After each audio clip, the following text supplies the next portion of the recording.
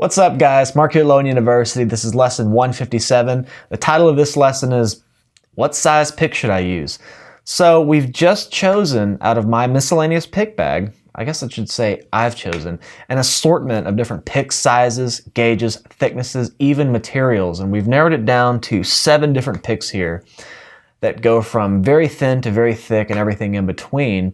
And I'm going to sort of shoot these out, A-B them back to back over the same drum loop with the same bass riff in a fully mixed tonal setting. And I want you to really just listen when we get to that point. What tonal differences do you hear? Try out different picks. Really listen. At A-B, does a 0.6 Dunlop Tortex sound different than a 1.0 Tusk pick? I mean, and they all have their own subtle differences when you really put it under the microscope. So that's what I want to sort of share with you today. So before we start, let's identify what picks we got here. I'm going to start with that classic pick that's at the bottom of your pick tin that has no brand on it, no name, no gauge. It's kind of dirty. You don't know where you got it, but it's that pick. Everyone has that pick. Well, we're going to start with that one. It's very thin, more of like an acoustic strumming pick. Standard size, teardrop shape, and see how that sounds. Moving on to the next pick, we have up to 0.6 millimeters, Dunlop Classic Tortex orange pick. A little more thick to a 0.6, and then from there we go up just tenths, up to 0.71, but this is a different material, I believe. It's the Gator grip. I'm not sure if these are Tortex. They feel kind of different, but these sort of come with a chalky, kind of like that material a gymnast would put on their gloves for extra grip. I mean, you're not going to drop this thing, but this is the Dunlop Gator grip, 0.71 millimeter.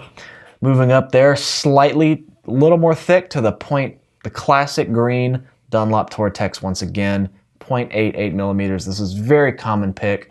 Guitarists and bass players alike use, but it is a little bit thicker, okay? And then from there we go up to an entirely different material, an entirely different company. These are Tusk picks by Graphtec. And this is also a different shape. This is the standard sort of triangle shape, which is larger. I'm undecided if I like the bigger picks or not. I really can't make up my mind.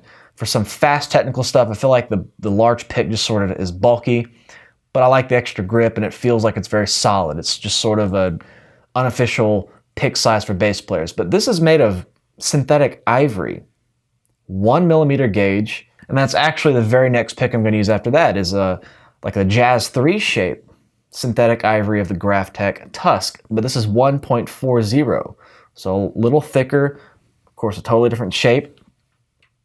And reading the little description on the package, it actually said you should notice the tonal difference because it's ivory and it's synthetic ivory and it's different.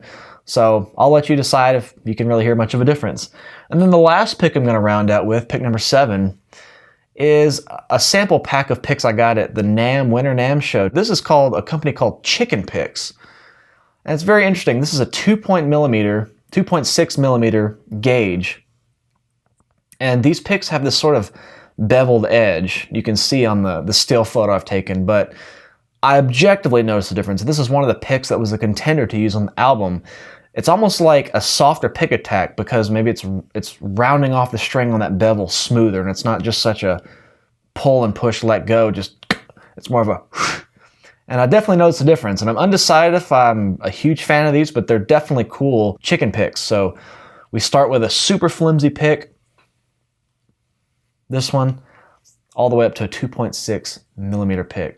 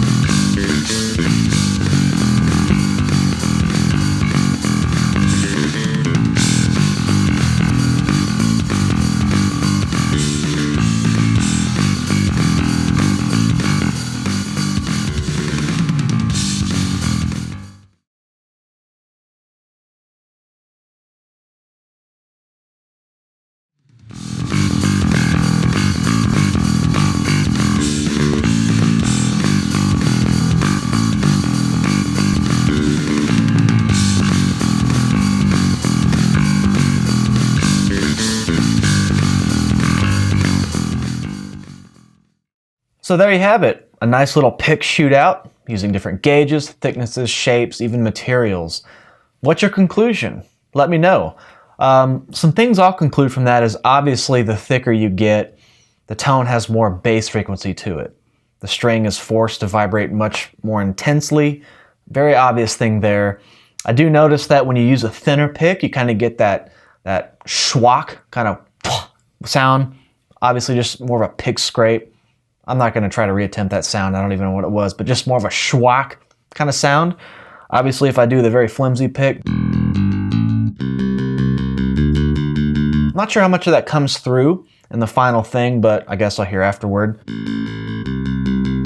You'll notice if I go to the flimsy pick, very little bass as if I go to the thinner 1 millimeter.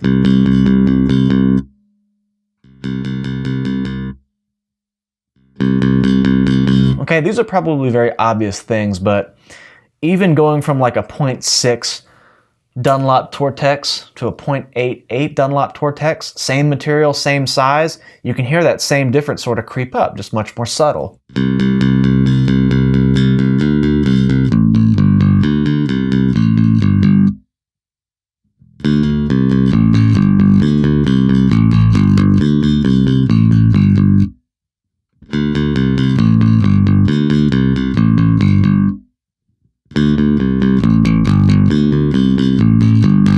Okay, one thing I commonly hear is pick the type of pick that fits your picking technique instead of trying to change your technique to a pick. The picking technique that I've sort of developed, I'm sort of flicking my wrist. Obviously playing bass, we're a little more heavy-handed, but if I'm chugging some eighth notes, I kind of have more of a...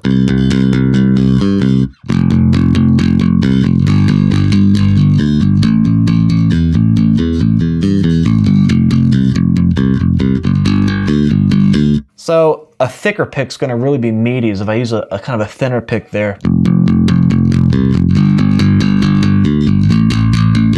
But if I did that same technique with this really thick pick, I would be almost breaking the strings, creating a ton of extra noise. And it's already noisy what I'm doing, but I tend to go with the thinner picks, again, because these thick picks would be just too much. I see a lot of bass players using 2.0.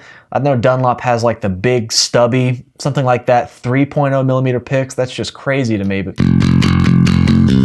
see, I'm just slamming into the pickup at that point. So I sort of avoid those thicker picks. I realized I had a heavy hand. I pick kind of hard, so I sort of gravitated to the thinner picks. Interesting point about using thinner picks is that if you have sort of an inconsistent picking technique, not because your technique's bad, but if you pick hard for some sections, you pick lighter for some sections, the thinner the pick almost acts as a compressor in the sense that the harder you pick, the pick is going to flex more. And the softer you pick, the pick is going to flex less, granting you a very even tone. So you'll notice if I take this very flimsy pick to show you an example, if I played really hard, I'm picking pretty hard, but I'm still getting sort of that softer sound. If I pick very quiet,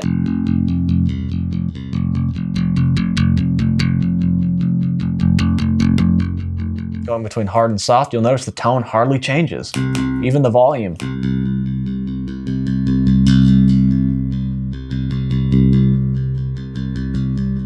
Okay, but if I try that same thing with this extremely thick pick, you'll notice that as soon as I pluck harder, the tone changes, it gets fatter, and there's a lot more string rattle.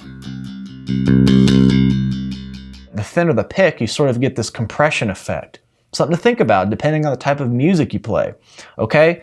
Now, as far as the material of the pick, you tell me, you're hearing it, and I'm hearing it when I'm putting this video together, but, I don't really notice much of a difference. I will say that this chicken pick sounds a little different. Now, if I compare that to the thicker Dunlop I have, the 0.88,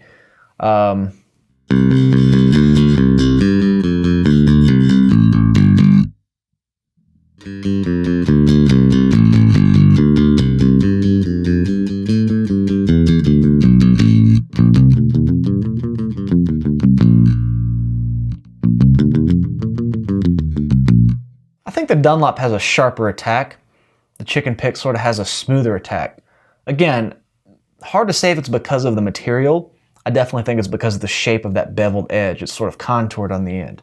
Just listen to the difference in the pick attack right when the note starts. Here's the Dunlop.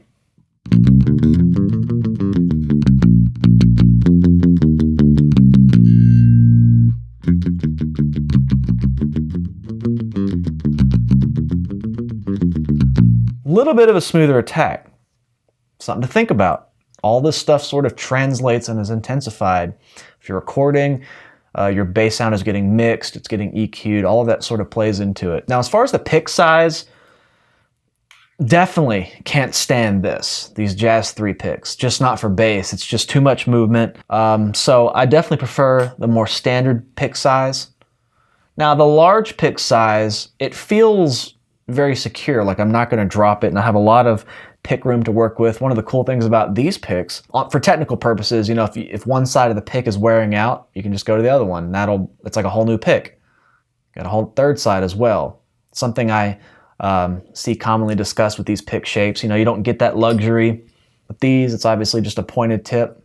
A lot of bass players I've seen use the smooth end. I haven't found any real practical purpose for that. But think about it. If you're a pick player, you're wanting to use picks, or you're wanting to use it in the studio for a specific sound, take a listen to these A-B sort of comparisons again and decide which sound you like. Okay? One thing I'll say too is that objectively, playing with a harder pick, the harder you pluck a string, your string will go out of tune much more. Okay? That is objective. I don't have the tuner pedal here to show you, but pluck a string really hard or pluck a string really soft, especially open strings. If you're playing open strings, they will go sharp, playing them harder. Whereas the thinner picks, less likely to have a very drastic intonation issue. Now, low E string going out of tune on bass, probably going to be fine. Now, I'm not going to condone that you play out of tune, but it's just not going to be noticeable. So that's not something I'd worry about too much, especially if you're playing technical stuff that's moving around. Nobody's going to hear that.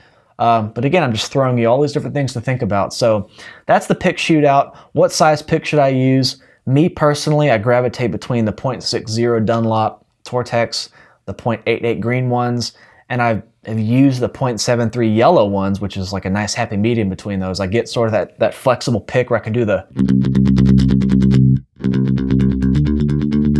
I don't feel like there's too much drag on the pick, but it's a thick enough pick where I get sort of that full bottom end. Okay, once again, you can hear the difference just between the .6 and the .8. There's a lot more bottom end on the thicker pick. It's subtle, but it's there.